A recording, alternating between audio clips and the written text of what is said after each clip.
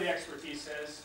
Of course, that's anecdotal. That's me just going and seeing that. But it was definitely people coming in from other places. You see that in North Dakota. Delegate in the Maryland House of Delegates. I sit on the Environmental Matters Committee, and that's the committee that handles all the legislation that deals with hydraulic fracturing. It's a big interest for me. I'm one of the delegates that's most concerned with this issue and doing the most work on it, along with several of my colleagues. And before that, in grad school, I did some work on the issue. So it's really not that old of an issue in terms of the Marcellus region and fracking in that region. It's only been about 6 or 8 years.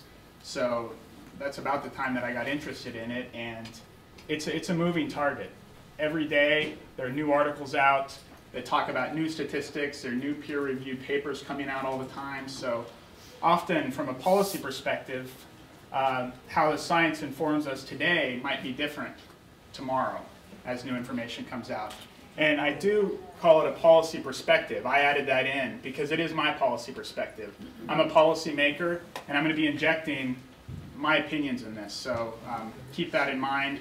There are other people involved in this argument that are looking at the same science and agree with me on the same science, but that science informs our policy, and it ends up being very different at times.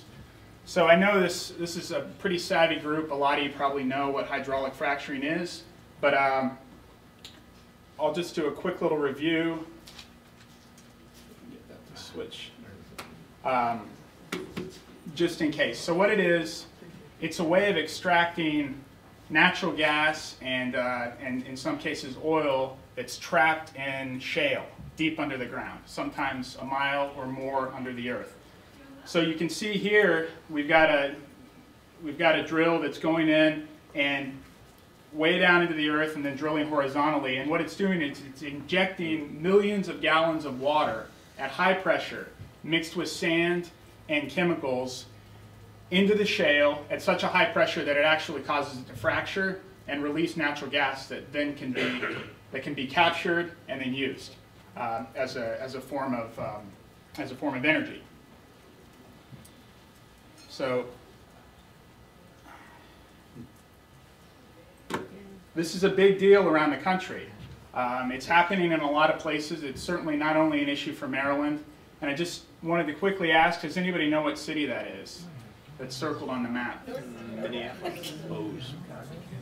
It's the natural gas and oil well city out in North Dakota. No. That's right. So it's not an actual city. That should be plains out there, but it just gives you an idea of how much of this is going on in some areas. How is this image made?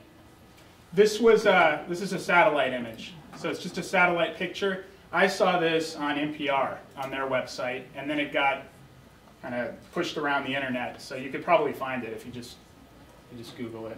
It was just a few weeks ago it came out. This will give you an idea of the main formation that comes through our area here in Maryland. This is the Marcellus Shale Formation. You can see west end. This is for hydraulic fracturing only. But and again, she feels the way I do, that there's an opportunity cost, that it's too much water, that it's driving climate change, and we should just take a pass. And then the other one is a smaller bill that I'm putting in with Senator Montgomery. This would ban the storage of fracking wastewater. And right now we're not fracking, but there have been instances where fracking wastewater from Pennsylvania has come into Maryland. In 2011, you can Google this. There was fracking wastewater that ended up in the Susquehanna River. So this is trying to address out-of-state wastewater from coming into Maryland, whether or not we decide to frack here. So that's kind of what's going on. And thanks for coming out. Thanks for listening. If you have any questions afterwards, I'd love to take them. Any burning question before we let the next person take them at the end? End. Okay.